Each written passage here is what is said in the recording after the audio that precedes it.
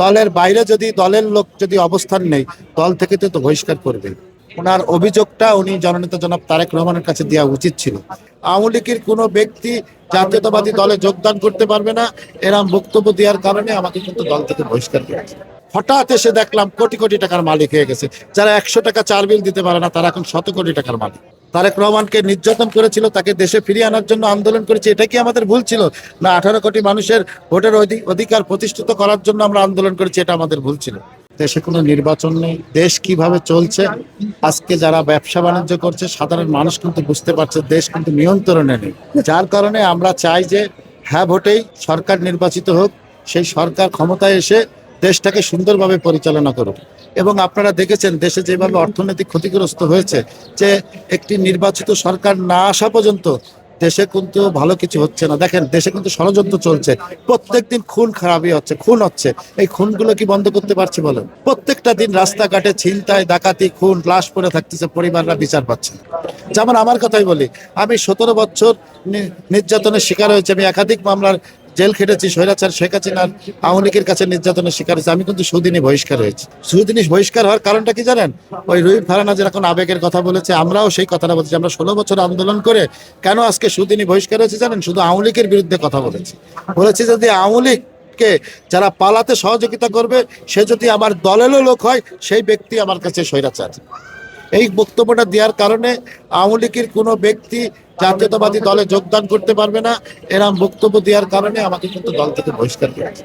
মানে এটা হয়েছে কি যে বিভিন্ন জেলায় কিছু ব্যক্তি উৎসাহ, হাইব্রিড নেতা যাদেরকে বলা হয়, যে 5 তারিখের পরে এরা হঠাৎ এসে দেখলাম কোটি কোটি টাকার মালিক হয়ে গেছে। যারা 100 টাকা চার বিল দিতে পারে না, তারা এখন 100 কোটি টাকার মালিক।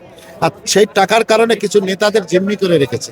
তো এটা আমরা আশা করবো যে জননেতা জনাব তারেক রহমান দেশে ছিলেন না, দেশে এসেছেন, উনি এই বিষয়গুলো বিভিন্ন জেলায় যখন সমাবেশ করবে তখন ওনার চোখে ধরা পড়বে। তখন এইসব দালাল বাটপার গুলো সাইজে শস্যের ভিতরে ভূত না থাকলে আজকে 17 বছরের ত্যাগী কর্মীরা জায়গা পাচ্ছে না, হাইব্রিডটা জায়গা পাচ্ছে। 5 তারিখের পরে এসে তারা শত শত কোটি টাকার মালিক হয়ে যাচ্ছে, দলীয় কর্মীকে চিনছে না। কিছু আওয়ামী লীগের সন্ত্রাসীরা, টাকাওয়ালারা কিছু ব্যক্তির বন্ধু হয়ে যাচ্ছে। আসলে শত্রু কারা? আমরা 16-17 বছর দেশনেত্রী বেগম খালেদা জিয়ার মুক্তির দাবিতে আন্দোলন করেছি। দেশনেত্রী বেগম খালেদা জিয়ার স্বপ্ন ধরে রাখার জন্য দেশনেত্রী বেগম খালেদা জিয়ার বড় ছেলে বড় ছেলে তারেক রহমানকে নির্যাতন করেছিল, তাকে দেশে ফিরিয়ে আনার জন্য আন্দোলন করেছি, এটা কি আমাদের ভুল ছিল? না 18 কোটি মানুষের ভোটের অধিকার প্রতিষ্ঠিত করার জন্য আমরা আন্দোলন করেছি, এটা আমাদের ভুল ছিল। যার কারণে আজকে 17 বছর পর আমাদেরকে চিনছে না, মনে হচ্ছে যে আজকে দলে নতুন আসলাম। আর আওয়ামী লীগের থেকে যারা ষড়যন্ত্রকারীরা আজকে আমাদের দলের ভিতরে ঢুকে এই দলটাকে সাধারণ মানুষের কাছে প্রশ্নবিদ্ধ করার জন্য তারা অকারেন্স করছে। আজকে দেখেন খুন, মার্ডার বন্ধ করতে পেরেছে। আজকে আপনি ফেসবুকের পাতা খুললে ছিনতাই, আজকে ছিনতাই যারা করছে, ছিনতাই কি ধরতে পেরেছে বলেন?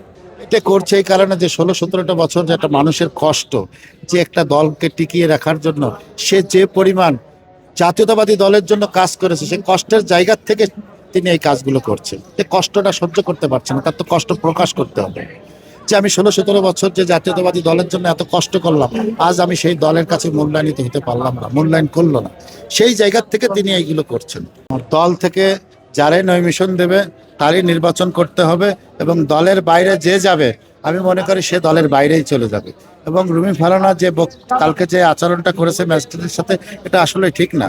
কারণ উনি একজন বিচারক, উনি একজন দায়িত্বশীল, এবং একজন বিচারের লোকের সাথে কিভাবে আচরণ করতে হবে সেটা উনি একটা প্রার্থী হয়ে এই ধরনের কথা বলতে পারে না। কারণ ওনার ভোটটাও তো কাজে লাগতে পারে। আজকে উনি দল থেকে বহিষ্কার হওয়ার কারণ হচ্ছে উনি বড় ছোট সবাইকে সরাসরি ইন্ডিকেট করে কথা বলেন, এবং দলের প্রতি যে ওনার শ্রদ্ধা, যে ভালোবাসা যা দেখেছি আমি 16-17 বছর উনি দলের জন্য করেছে, সেই করাটা কিন্তু এবার আমরা দেখতে পেলাম যে জননেতা জনাব তারেক রহমান যখন দেশে আসলেন, ওনার অভিযোগটা উনি জননেতা জনাব তারেক রহমানের কাছে দেওয়া উচিত ছিল।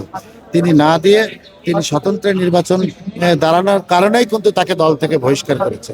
দলের বাইরে যদি দলের লোক যদি অবস্থান নেই, দল থেকে তো বহিষ্কার করবে, আমার এটা মনে হলো। আর ওনার সাথে যে আচরণটা করেছে এটা আমিও ভালো চোখে নেয়নি। দেশবাসী কিভাবে নিচ্ছে সেটা সঠিক বলতে পারি।